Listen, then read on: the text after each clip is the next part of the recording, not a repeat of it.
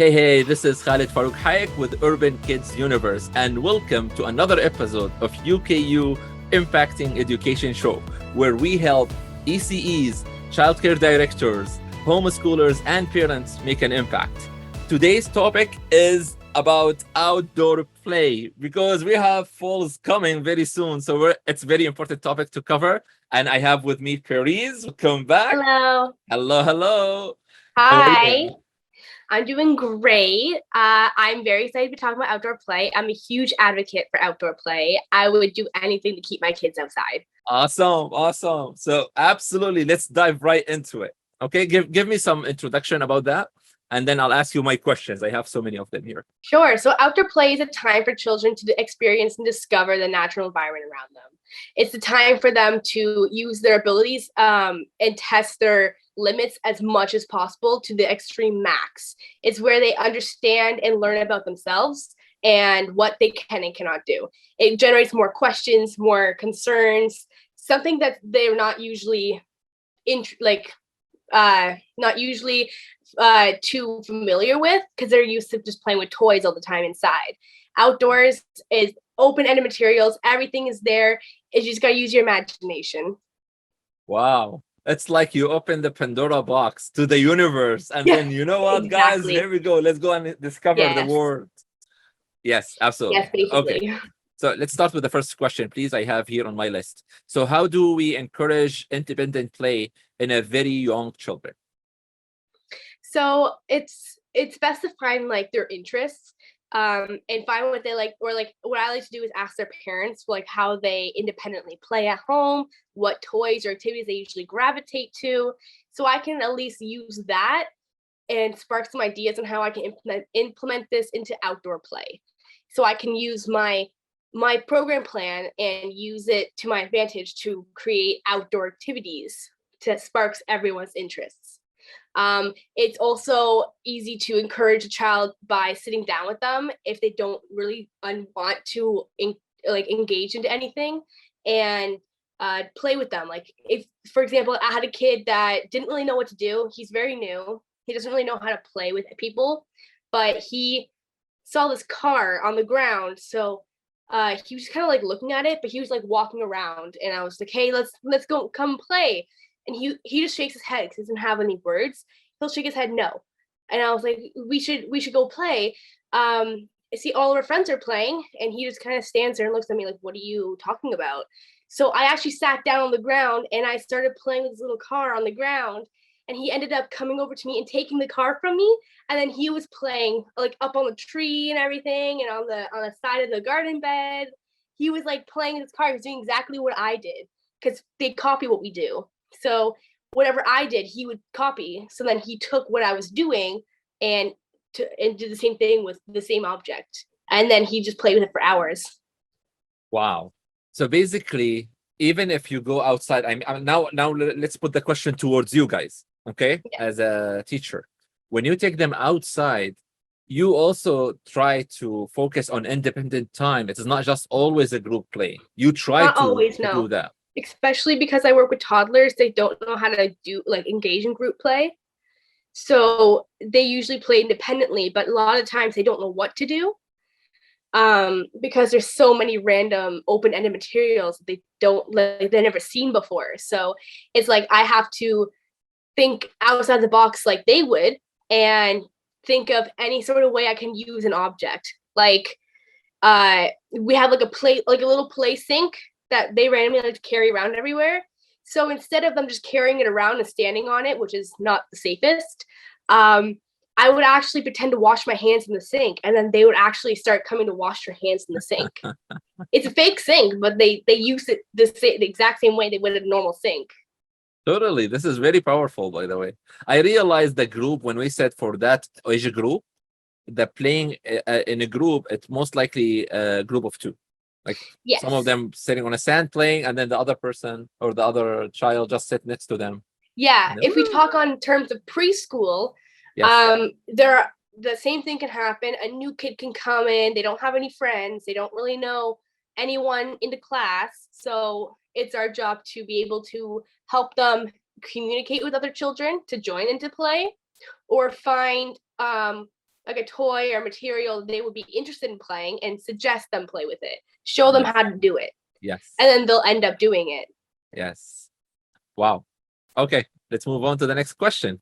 You sort of answered this one, but I would like to more elaborate on this one. What about a child or a kid who don't know how to play, or they don't know what to do when they want to play? Most Okay, likely so it's I make believe, basically right? already kind You of already like, covered it. I believe make believe is a very, very key. Whenever you don't know what to do, whenever you don't have enough tools, this is my own feedback or input on it. Just make a story out of it. Come on, let's swim around that island which made of pillows, and then like, oh my god, there is a shark coming up. Just make believe, and they will go with it, and you yeah, can just exactly. I remember I had a preschooler I was playing with before in a room, and it was like a while ago, and they were just playing by themselves. So I decided to just go and join them, and they weren't like talking to anybody. So in this case, they were already playing, but I was sparking up conversation with them to see what else they're interested in. And then they were playing with, I think with like they were playing with the baby, and I was sparking up some conversation with them. And then I brought them over to the home area, and I started like showing them, hey, let's cook some food and feed baby. Let's do some more. Let's try to like role model what your mommy and daddy would do at home. Things like that, like really sparking their imagination. well, I learned this from you. Thank God I'm doing it for too long, but I learned it like as an action point that we have to do, which is keep asking them questions. I know a lot of parents, they really play with the kids, but when you add a question and you add a very simple 3-word question, and then you add the what did you call it last time? What did you called it a sub question, like a small question that relative or relevant Like an to add-on question kind add of on a thing. question. Here we go. An You're add-on okay. question, So yes. add on a question. I believe that will absolutely help answering this question. If they don't know how to play, you start any type of play, and then the question will reveal the imagination.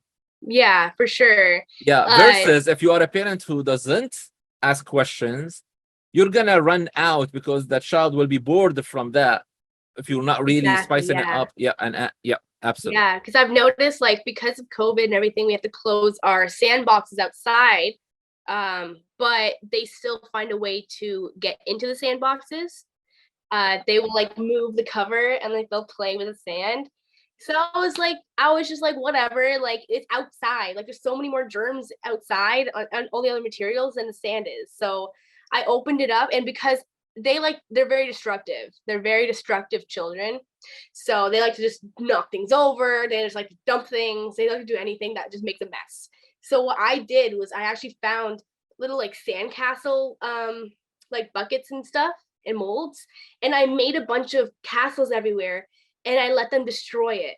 Like it was like destroying a city, and they loved it. They just kept stomping on Oh, all of them. And I like oh. pretended like they were like the whole Godzilla kind of thing, and they were destroying everything. And then we had cars and everything going through them, and they were just like destroying the entire thing. You are encouraging the kids inside me to come and play. They Let's come had a and lot of destroy fun. the It was something they city. never done before. So, Nice. and it got literally, I would say probably like 95% of the kids in the class were actually engaged in this. Like 95% of them. Oh, I know, I know. Like also during COVID, we purchased a sandbox, like a very big crab style Oh, I sandbox, and like then those we ones. filled it with sand, and it has also its cover for like the rain or stuff. And Senna, she's just so into it, like so much, They love and it. They love for sand. hours. Okay, sand is your friend.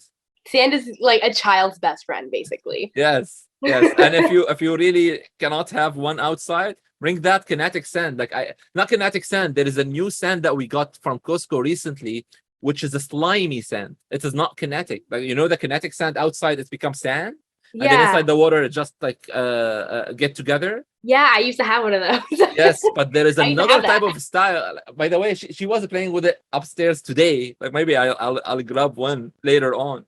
It's like slime. So regardless how much you stretch the sand, it doesn't Yeah. fall off. So that's They very like good the also. sensory stuff. They like the sensory stuff. It's kind of like an open-ended material still too, because it's Yes. not like specifically meant to do one thing as they advertise it to, but they can do so much more. They like would fill like with Play-Doh that I have in the classroom. They didn't fill bowls with it. They would just like smush it inside bowls Yes. and then put a spoon in it and pretend they're actually eating something. Like they just do Totally. everything with it. Totally. Awesome. Awesome. Let's move to the next one.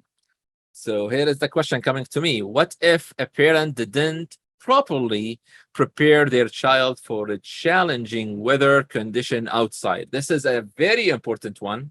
I'm gonna start with my feedback. The first year my kids came to school or joined the school, for that year, the entire family, including myself and the kids, we got sick so many times during the year. Let's say every 3 months we get sick for 2 days and then a flu and keep coming back. Okay. I knew that it's gonna be hard. The next year, all of it is gone. Now, for all the parents who are facing this same issue for the first time, after I believe second or third time of their kids getting sick outside from the weather, they're gonna have concern. Give us feedback on this one. I've had some parents that have had a lot of concern about their child getting sick. At the early stages of their life, their immune systems aren't fully developed, so it's normal that they get sick. And especially during the pandemic, parents are like, "Oh, my child's sick. Like, do I have to go get a COVID test or whatever?" And like, if they feel like it's the safest bet, depending on the childcare center, like my center doesn't require to get a test done if your child's sick, but some centers do. If I've had a parent actually ask me this question, and I just said, if it's your safest bet to make you feel comfortable and secure about your child to bring back, then do it. I will not force you to. I don't require that it's mandatory, as long as your child isn't showing signs or symptoms and their temperature is under 37.8 or something, then they should be fine. Besides that, if a child isn't properly prepared, usually a center would have like an extra clothing bin. And I would use that to my advantage all the time, because I have children that are always like unprepared, always. Like they wouldn't have extra shoes to bring, like to wear inside, because they would wear the same shoes outside and get them all dirty and muddy or something. Or if they only brought a sweater and it's too cold to just wear a sweater, they need to bundle up. I'll put like another sweater on top of them from the extra clothing bin. And we have washers and dryers upstairs, so we always clean them like after it's used.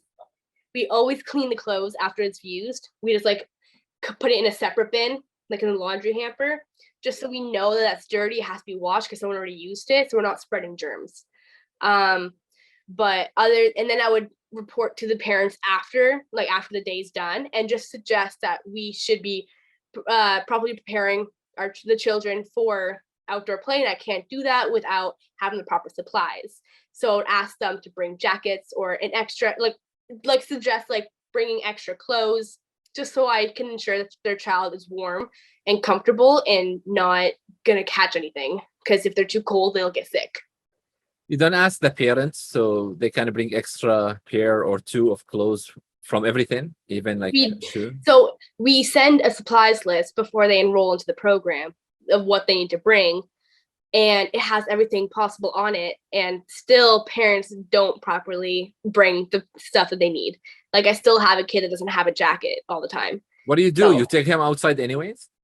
I do take them outside, but I put like an extra layers from like the extra clothing bin that we have. From your end, but I mean, let's say that extra layer is not available, or you always have that available. Like, I mean, like we have a lot of clothes, so it's usually always available because a lot of children are already prepared. Yeah. So it's usually available. If not, I'll take them out for a short time, not the long time. I'll take them out for like maybe 20 minutes and then go back inside, just so that they can get the outdoor fresh air too. Like I don't want them to miss out on outdoor play. But I'll bring like my half of the group back inside, because I have a total of 10 kids. So I'll bring my 5 inside, and then I'll leave the other 5 outside. Nice. So with that one child underprepared. What about winter time? How do you do it, guys? This is a like side question. I don't have it, but it came up to my mind. So they're usually but we're usually requiring them to have snow pants, jackets, hats, mittens, and boots. In order for them to be able to go outside. Yes. Otherwise, you don't take them out. Otherwise, we wouldn't bring them outside. They're all not, like, if not everyone's prepared, we usually wouldn't bring them outside. Or we would just put extra pants on from the extra clothing bin if necessary. But in the winter, we don't go out for very long because it's extremely cold. So we usually go out for 20 minutes anyway in the winter. In like the summer, we'd be out for an hour, 2 hours. And in the fall and spring, only an hour because it's during program. That's the fall and spring and the winter. So either an hour, 20 minutes, depending on the weather. And we would do program before, go outside, and then come back inside. The summer, we usually stay out for as long as possible because it's warm, it's nice. Especially if it's really, really hot, we wouldn't go outside at all. We would just stay inside because we don't want them getting heat stroke or anything. Or encourage them to stay underneath the shade. Yes. We take a lot of precautions. Yes, yes.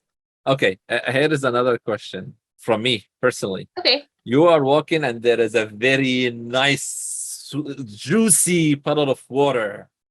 And then all of the kids want to jump into it. What do you do, guys? This is well, you can't stop every child. You get them messy. You get them messy, and you get with them. Yeah, I don't mind them jumping in water or getting dirty. That's the whole point in play. That's the whole point in outdoor play. I let them get dirty. The other teacher I work with, sometimes she won't actually be okay with it. She'd be like, I'd rather. Level. Yeah, she'd be like, let's change them or whatever. If they're like soaking wet, then I'll change them so they don't get cold. But usually if they get like dirty or they get dirt or, mud on them, I really don't care. That's the whole point in play. If they're messy by the end of the day and you pick up your child, that means they had fun. That means they had a lot of fun.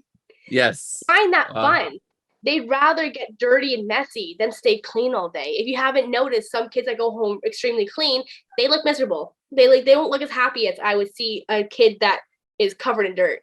And this is the reason I asked this question, because I wanted to use it as a message to parents that let them get messy. Because the parents, they're always going to think a little bit 2 steps ahead. Oh, I'm going to go back home to clean this, and then we're going to do... Okay, no, just let them get messy to the maximum possibilities, and then it's okay. This is the perfect time, perfect age for them to do this, right? I have a parent that's actually kind of like that. Like they don't want their kid getting messy. Like they are extra prepared just to make sure that her clothes don't get dirty or anything. Like they'll give her like these big splash pants and a jacket and like 5 million layers that are in her bag. And if there's one little scratch on her, like they're like, "Oh my god, what happened?" Like, okay, you know what? You know why I'm laughing? I'm laughing. Know how to respond to them. Yes. You know what? Why I'm laughing? I'm laughing not because of this situation you mentioned. I remember I watched a very short clip for astrophysicist Neil deGrasse Tyson. And he was explaining, well, if you are like a parent and you're holding the child and there is that water coming there, and while you walk by it, if you pull up your child away, and he starts here explaining what the child missed from the scientific perspective, like they want to experience the gravity, they want to experience the effect, and like all of that amazing stuff. I might put a link for that video here, because it's absolutely, I love, this is the word he used it, and I loved it. He said, all kids are scientists.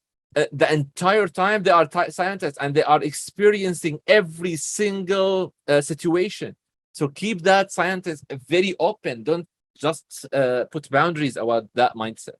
Of course, yes, because especially with children that want to get messy or see what something happens if they jump in it. Like, see what happens if I jump in this puddle. Like, they're discovering what this earth is all about, what a natural environment is giving them. They're so, like, parents are so used to keeping them inside and getting them like actual like focused toys to be able to use and educate themselves. But the real education happens outside in the natural environment, in the open materials. There's no specific way to use any of that. It's just do whatever you feel that you want to do and find out what it does. Yes. Here is another feedback. I personally came from a country, which is Syria, which is when it was used to be 10 degrees, we called it cold.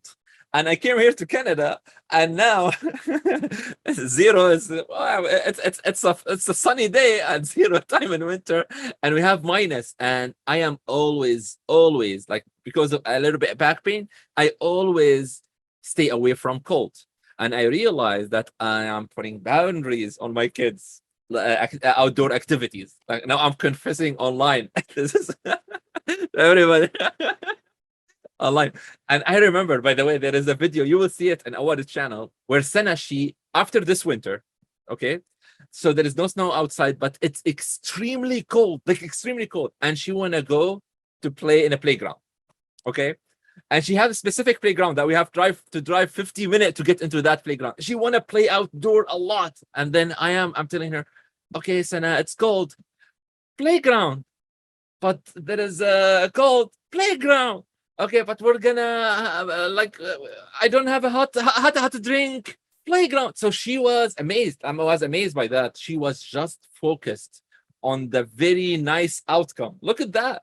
And I am looking at the same situation, focus on the negative stuff.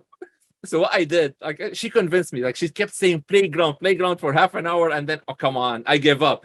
Okay, let's go. So I put clothes, like, literally, I put like the under layer, okay, and then on top of them winter clothes, and then on top of them winter jacket, and then I have heated mittens and heated like literally heated socks and heated. Oh my god, oh my god! And then we went outside, but I didn't stop it. I didn't used to think this way. Honestly, this is the reason I shared this story.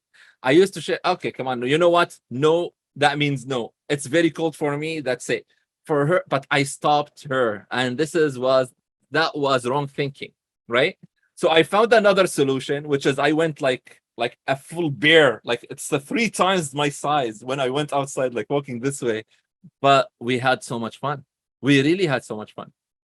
Exactly. Like I said at the very beginning, I'm a huge advocate for outdoor play in childcares and with children or parents, anything in general, to get them outside and playing. Like anything could happen, anything's possible in their imaginations. So cold, hot, rain, anything, they're gonna go. Like, just let them go. It's okay if they get dirty. Absolutely. They're experimenting what they can and cannot do, their capabilities, their limits, the environment that they've never seen before. They're just learning everything. It's actually a better learning experience than sitting inside with an educational toy in front of you. Totally. I love the way you summarized it. By the way, I'm gonna absolutely link that video too in the description of this video. Okay. So you see me like walking like a bear. Okay, let's go to the next question. How do I manage difficult behavior outside? Well, this is important. And, yeah, for sure. Give us two perspective from you as a teacher and advice for parents. Okay, so for me as a teacher, we always focus on positive reinforcement instead of discipline. So meaning no one's perfect, obviously, just putting that out there. No one's gonna be perfect. These situations can happen, and if a child, for example, let's just say, like, in my perspective as a teacher, if a child isn't playing nicely with other kids, say it's in a sandbox and another kid starts hitting somebody, well, I'm gonna take them away from that activity for a few minutes, and let them play on their own. I'll give them something else to do by themselves, so they're not bothering anybody, but they're by themselves. Not a timeout. We avoid timeouts as much as possible, because yes, I'm redirecting them away from what they were doing before to do something else, because they weren't treating their friends properly. They weren't being nice to their peers, so I'm going to take them away from that. They wanted to play in the sandbox, so I'm taking them away by giving them something else to do. Redirect their thought from hitting into something else they're doing. If someone is hitting, I would usually get something that they can make noise with. So I'll give them like a spoon and like a pot that's outside, and I'll give them something else to hit instead of your friends. But I put them away until they're ready to come back and play. I will let them play independently by themselves until they're ready. And they do understand that. They do understand when I tell them, let's do this for a minute until you're ready to come back. We do not hit our friends. So they understand that what they were doing was wrong. That's why they were pulled away, but they're doing something else to get their frustration, if they do have any frustration, out on whatever else I gave them, and they'll come back after they're done when they think they're ready. If that happens again, I'll do the same thing. I do not just do times out, just have them sit there and do nothing. I don't believe that's the proper way. And in the EC, in my EC education during college, everything I've learned about, that's definitely not the right way to do it at all. They're supposed to be redirecting in positive ways. We're supposed to be redirecting their thought process from negative to positive, understanding right from wrong. Putting them in time out is not going to help them learn anything. They're not going to learn what's right from wrong by sitting doing nothing. It's physical actions that there's going to be actually understanding. Usually when they lose interest in the toy and they come back and play very quietly, but they're in the group, that's a sign they're ready. Most kids will have words, and they will want to come back, and I'll ask them, are you ready? Are you going to hit your friends? And if they say no, I'll let them play. And then if they do that again, then I'll put them back to where they were. Because I strongly don't believe in the timeout discipline kind of thing. I don't believe in that. For parents, I feel like this is your best option to understand, having conversations, talking them through why they're feeling that way, instead of just putting them in timeout, will help them understand and self-regulate before going back to an activity, instead of putting them in timeout for like 30 minutes and then giving them back to the activity again. It's helpful to sit down and talk and be able to help them self-regulate, to understand emotions, understand why they're feeling that way, so you can fix situation instead of it happening again. Yes, I'll add one more. When you go outside, take your phone away. Keep it in the car. Come on, don't answer it. Don't hold it. Go enjoy the outdoor play with them. Oh, yes, for sure. Enjoy every little moment you have with them, because that's the only way they're going to be able to understand anything. Because you're the role model. You're the one that's supposed to be there. Yes, and when we become their friend, when we are really immersing with them, playing with them, they're going to be open to us when they have this hard situation or difficult situation, let's say hitting other child. They're going to listen to you more than you just discipline in a very tough way, or like time out, right? Yeah, because for sure. you are their friend, right? Yes. Yes. They look up to you to help them through tough situations. Like if they're not feeling okay, or if they're feeling angry and they take it out on somebody else, they look up to you to help them self-regulate that. They look at you to help them. That's why they cry and get upset. They want the help. They want you to help them through that, instead of just giving them timeouts or disciplines or yelling at them. That will not help either. Yes, yes. You know what? I learned from the first child tantrum. I learned few stuff, and I start changing in my personality, and it's really worked out very good for me, honestly.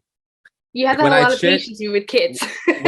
when I changed my mindset toward the situation, it really Yes. helped me first, especially keeping calm, right? Yes, that's the number one thing that anyone should ever do, including myself, in any situation possible. And here is the question. Here is a very important one.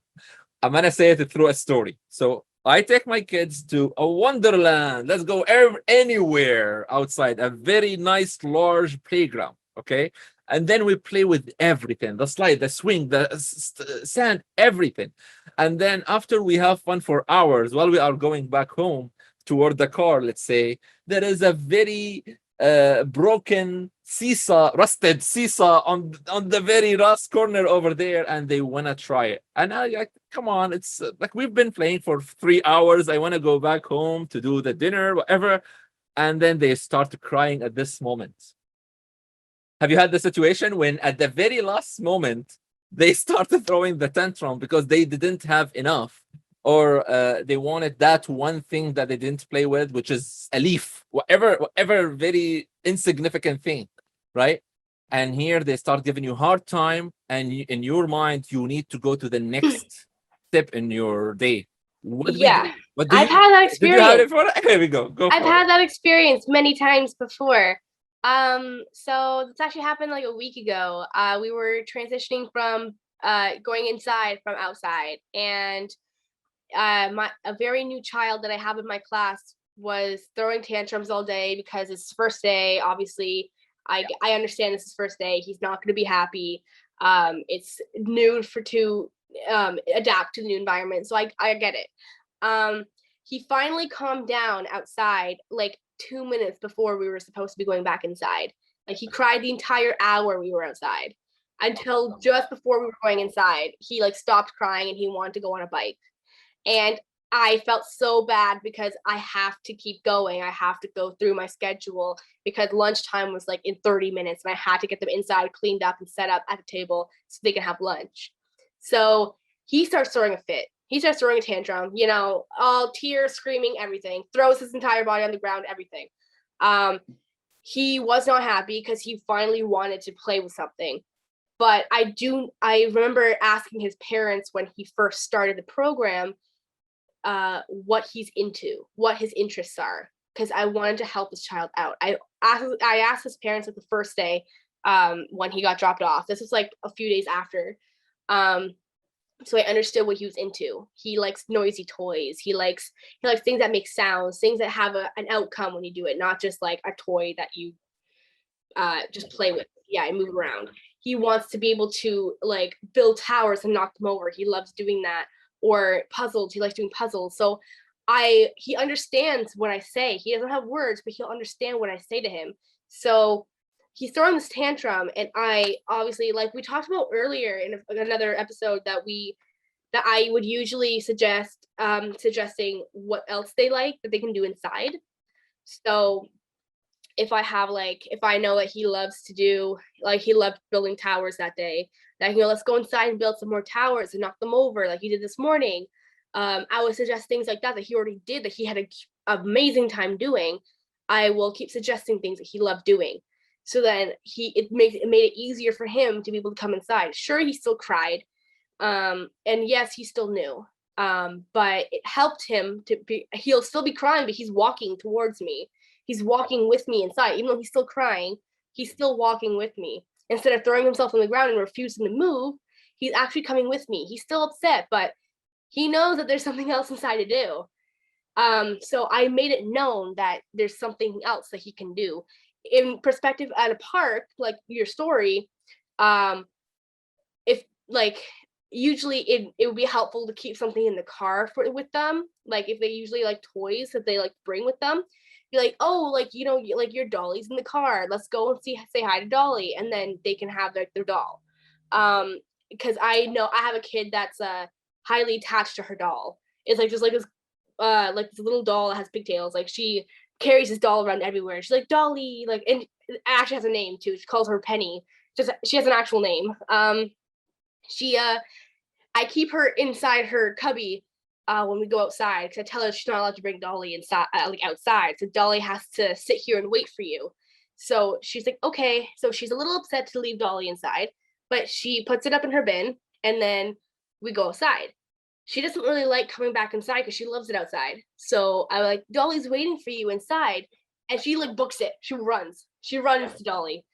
So things like that, especially for you parents out there, keeping things that are like in your cars that they're like attached to would be great, because that helps them change their thinking process to what you have in the car instead of what they actually want to do before. Absolutely. And here is also a feedback from my end as a parent. If this happened with you, just simply next time, before next time, for that time, be late on the next step on your schedule 5 minutes. Deal with it in a very appropriate way. And instead of just keep pulling the child toward the car, talk to them like you just said. They're going to keep crying, but they're going to come walking to the car anyways, because, oh, they don't want to be left alone. Get the head for the team, let's call it, for 5 minutes at this time. And then next time, always a plan to leave 10 minutes early. If you know that your child already going to have this, until you build that a new routine and the new mindset. right? Of course, yes, exactly Yes. that. Now redirecting them to another toy in a car, that's very nice. I love that I heard it from you. It's another toy in a car, not another candy in the car. So Yeah, don't something put to sugar on do in it. the car. Don't put sugar on it. Like this is what No, we're not last gonna time we talked sugarcoat about it. anything. Okay, awesome. Okay, let's move. You know what? Also, before we move, I also have another question related to this one. Did you have a situation before where the dominoes effect just started, where let's say exactly in this situation where the kids are playing with sand or rocks, and then one of them started throwing the sand a little bit high and they start falling into other kids' eyes? By the time you told the first kid stop of doing that in your own way, the other kids are starting throwing sand, and then it kept moving. Did you have the situation, let's call it dominoes effect situation? Yeah, for sure. They copy each other. They do everything that they do. If one child does something and they think it's funny, but we're getting upset because they're not supposed to be doing that, then everyone's gonna start doing it because they're like, oh, we're not allowed to do this. It's fun. Okay, let's do it. It makes it a lot harder, but we usually stay consistent with our rules. Like don't throw like rocks or sand. The only thing we're allowed to throw is balls. If there's like a bouncy ball or something outside, like it's the only thing that we allow them to throw. Anything else, we don't allow them to throw. So we stay consistent with our rules. But I've had that situation happen before, and I've had to pull all those children away from the sandbox. Nice. Okay. Okay. Here is another question. Also, it didn't submit to me, but it happened with me personally. So I wanted to put it here and we talk about it.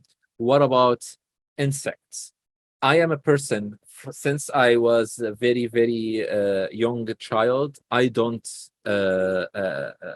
what we call it, I don't hurt insect, even an ant.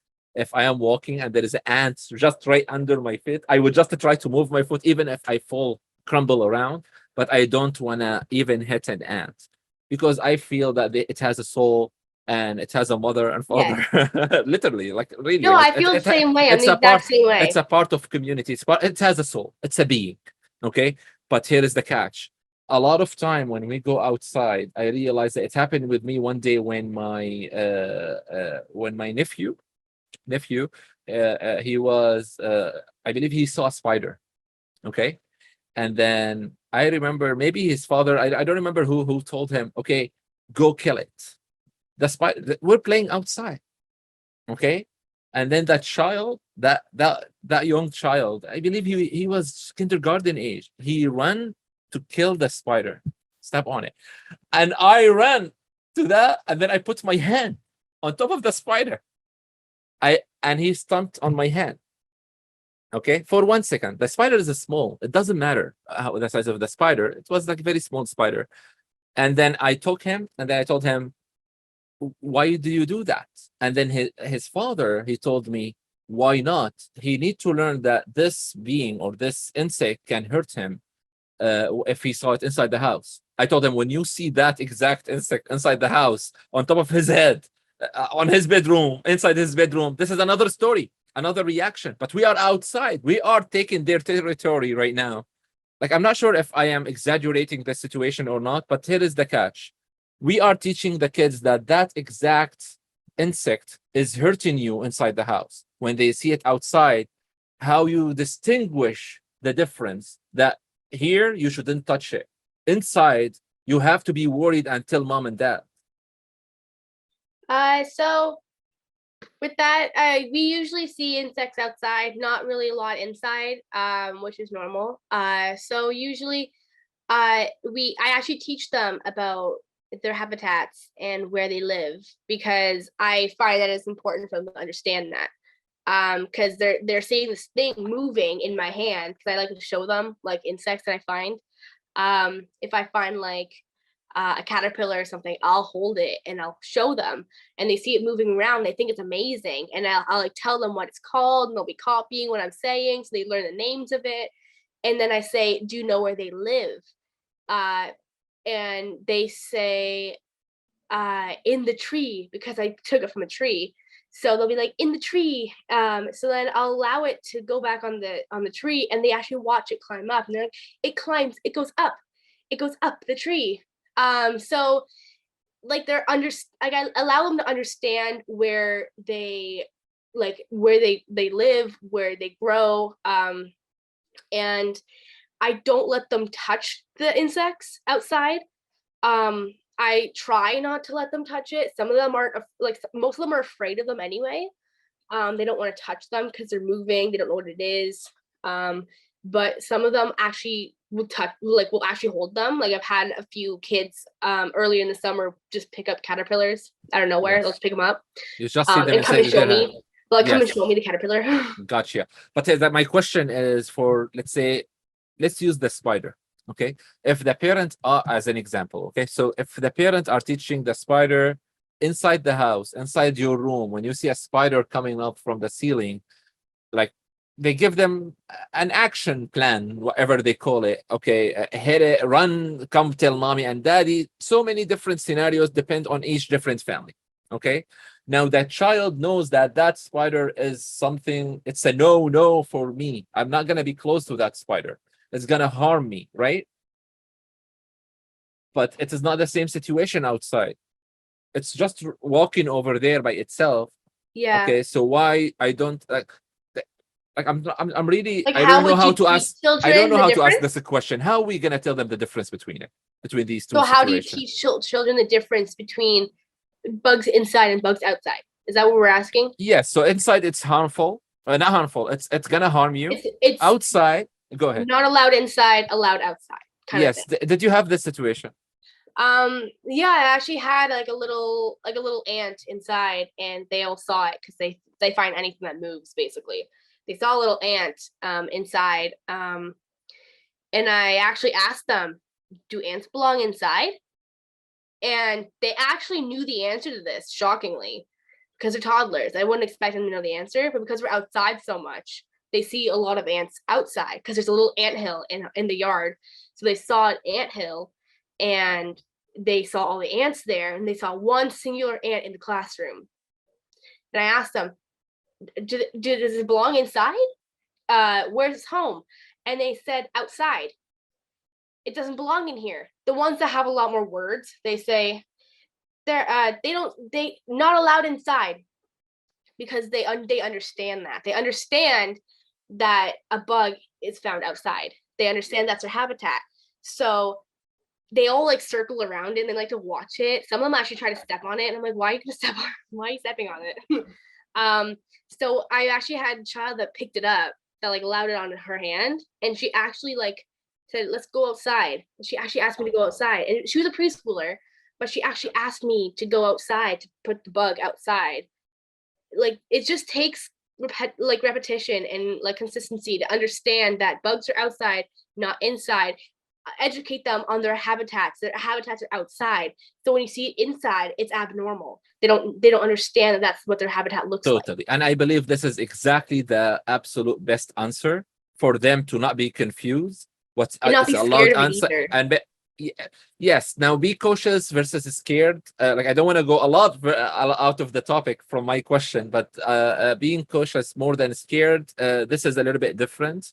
But just taking them outside, for example, whenever we see, regardless, whenever we see spider or any big insect inside our house, I tell my kids, do not touch it, do not be close because we don't know what's gonna happen. But I always grab a cup like this. Here we go. Here's a cup, a big one, and then I cover them, and then I put a sheet of paper so they fall inside. There is no water. There is nothing here, and then I take them outside and then put them outside because I did that with a bee that was in my room.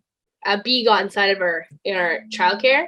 Yes. And So obviously, just I'm hold very it. cautious because we don't know if anyone's allergic to bees or anything, you know? So Absolutely, this is important. this is actually kind of a little bit of a cautious situation. Totally. Because this bee was flying around everywhere. I didn't want the kids to bother it and get mad and sting somebody and have an allergic reaction and have someone crying for an hour. Yes. So like they were watching it. They were watching it fly everywhere. They knew what it was. They were pointing at it. They were pointing at it. And I had a couple toddlers that know a lot more words, so they're able to have conversations with you because they're going to preschool soon. So one of them actually saw the bee, and the bee was like hitting the window. Yeah, I was trying to go outside, and she goes, "What's the bee doing?" And I go, "The bee's trying to get outside." Oh, we should help it. Awesome. So I took a cup and I trapped it so I can get it inside, like outside. But you Because told them do not touch it. Like you are the yes, one who's no, responsible to I would help it. tell them don't touch it, don't Yes. bother it. The bee is harmless unless you touch it. Yes. So I keep telling them don't touch it, but the bee was flying around on the ceiling, like it wasn't really in their way, but I would like to keep repeating myself, like don't touch it, don't bother the bee. The bee will go back outside soon. Just one child that I had that was so curious and so like invested in this bee was like, we have to help this bee. And I was like, okay, we're gonna catch the bee then, because I was just planning on just killing it, just because it was just like the quickest way possible, because I was in the middle of a transition. But I didn't really want to do something so brutal in front of them, especially someone that was so invested in this bee. Yeah, but so for I, you, like, it's an allergy thingy, so it's a very yeah, I was concerned because I didn't know any situation. children were. Yeah, because usually we have an allergy list that has all like the allergies and everything that's on the like with every child possible that has any allergies. But you know, even with like people like develop allergies over time too. So I didn't know if anyone was just gonna like develop it with bee allergy if they didn't know, or the parents didn't get them tested yet for any outstanding allergies that they don't know about. So I didn't know anything at the time. So I was like, I'm just gonna catch this bee, just do this kid a favor, not kill it in front of her, and bring it outside. Awesome. And you just saved the day, basically. You are the superhero. Basically, according to them, yes, I kind of did. Okay, awesome. Sorry, I got a lot like in depth in that question, but it's very important also for people who has that mindset, like that friend who asked the child to kill the spider. If they knew there is another option, start teaching them. It's okay. Let's really take care of these beings around us. Yes, I really focus on like that kind of lesson plans in the summer because I see all the bugs and everything outside. So I always focus on like teaching them all about, you know, outdoors, and because we're outdoors like a lot more than we are in like the winter and fall. So I try teaching them about it. I try like having short conversations with them to understand where they come from. So to educate them at a very young age is like, it's amazing how much they actually catch on to everything. Yes. Awesome. Okay, let's move to the next question. What do you consider as a risky play? Risky play? So this is actually like its own separate thing when it comes to outdoor play. So a lot of us may find it like really scary at first. But risky play is when children use all their abilities to their absolute limit. So, for example, climbing logs, standing on stumps, climbing bigger objects that are bigger than them, or things that are broken. They just like to climb everything. I have kids that like to climb the fence outside. They just climb the fence, and like they end up like on top of the fence. And I'm like, "What are you doing?" I used to do Kind of that. climb to the other side. And I'm like, "What are you doing?" This is called risky play. It's like extreme play that they can most likely get hurt. Chances of getting hurt are like 70 to 30 instead of 50-50. But for toddlers, we try to eliminate as much risky play as possible because they're not fully coordinated. So chances of them getting hurt are a lot higher. Although I don't necessarily say no to risky play all the time. I usually let them. Like my toddlers like to balance on the edge of this like garden bed that's like up to my knees, so it's kind of pretty high. They like to balance on it all the time. They'll just like walk around it, balance on it. And I usually don't say no to them being on that. I usually just let them stand on it and walk around it. That's a risky play because if they fall, they may get hurt. They may cry, but they're teaching their own bodies to coordinate itself. Basically, like they're balancing themselves. Risky play is a chance for them to learn more coordination and build up more strength and knowledge in their own selves. Unlike preschool, risky play is usually not as cautious as toddlers would be. They usually just let them do whatever because they understand everything. They understand how their bodies work, so they'll do anything possible. Like, and I believe they think a little bit before they try it because they already have previous experience. Yeah, most likely. Toddlers are just like, oh, what's this? Let me just climb up here and see what I do. You know, like this looks fun. But yeah, so risky play is usually just what I consider risky play. It's just like more extreme outdoor play, if that makes any sense. I love the answer, the way you started with it. It's where it's using all of their ability to their absolute limit. This Yes, is why you consider it risky play. It's not how high that rock is. No, it is not, because it's depend on the individual, right? So it's not it depends gonna. on the individual. It depends on what they can and cannot do, and they're going to find that out by doing it. If they fail, they can't do it yet. And here is exactly another story, very short story. I'm gonna start with the advice with that story, and then I'm gonna say the story. What you think as a parent or as a teacher is risky, that doesn't mean it's literally risky for them, right? So here is the story. We were at the Abraham Herb, which is the school here next door. We were at the playground after the school finishes. We can use that playground, and then Sana wanna climb in a very steep angle. Okay, it's a climb wall, but it was a very steep angle. For me, it was risky because I was calculating in my head, like if she didn't have a grip, she's gonna have his head hitting the wall because it's very steep. And then like she wanna do it, and I realized, you know what, the best way is to see how it goes, okay, and go with it. And I just told her two words: slow and steady, slow and steady. And she was like just going very slowly and steady, and she was singing slow and steady, slow and steady. And she made it a few times. She made it literally a few times to the top, but very slowly and steady, which means that's a lesson for me. If I just cut that play off because it was risky, in my opinion, I just took it out of her hand, took it out of her experience, right? So don't. Yeah. So So it's not that's kind risky of for how them they if you think. build public parks now, actually. They build public parks kind of like that. They use more natural resources. They use more rugged materials. Like a lot of parks around me now have been modernized. They've actually been stripped down and like rebuilt again. And there's like raw materials, there's logs, there's stumps, there's big rocks. They're trying more to encourage more of that type of natural material, natural environment type of play instead of, oh, you're gonna go on this swing.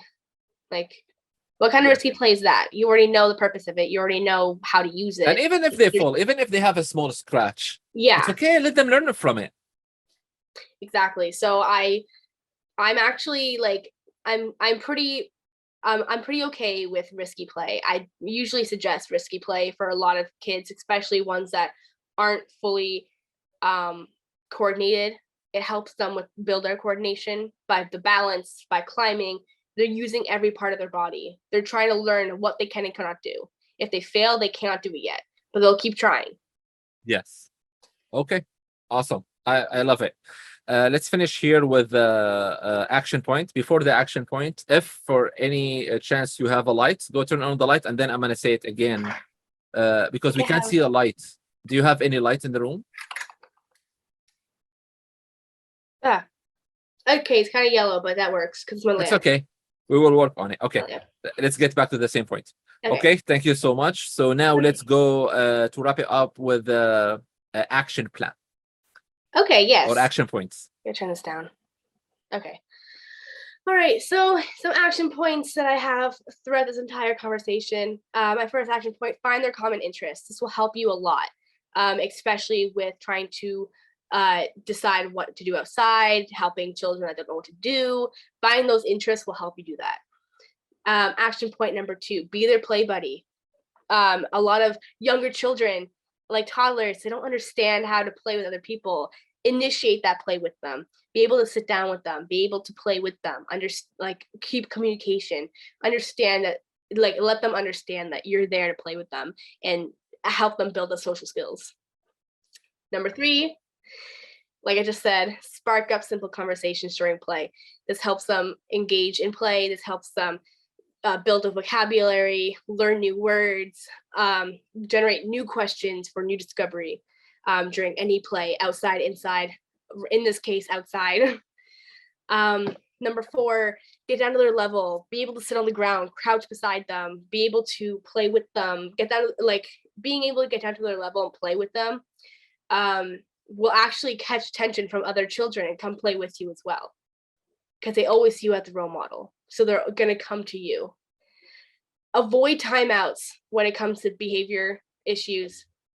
That's the biggest thing. Avoid timeouts. Pull them away instead of leaving them sit by themselves and do nothing. Pull them away until they're ready. My sixth one, always prepare your child for any weather condition. That goes for all your parents. This is very stressful for us ECs and childcare representatives that work with your children. It's stressful in cases where we can't keep them warm enough or cool enough to let them play outside for a long period of time. We want them to enjoy their outdoor play as much as possible. So being prepared for any weather conditions is a must. And last but not least, don't be afraid of risky play. It is good for the children. It is good for them to understand what they can do and what they can't do, expand their capabilities and explore anything possible, because anything is possible in a children's world. Totally. Wow, that's very awesome. Well, thank you so much. No problem. Absolutely. So, you know what? A lot of action points that we have to do and apply. That mean we are going to go to play outside for the next few days, many times after Just stay outside. after hours, You're just gonna stay outside now. And let's take advantage of this time. I believe here in Canada right now we are heading towards the fall time, right? Yes, it's beautiful So out. yeah, and it's gonna get cold, so let's take advantage of it as Of much as course. possible, right? Okay, thank you again. Guys, this is Khalid Farouk Hayek, your host at UKU Impacting Education Show. And until next time, cheers. Goodbye. Bye for now.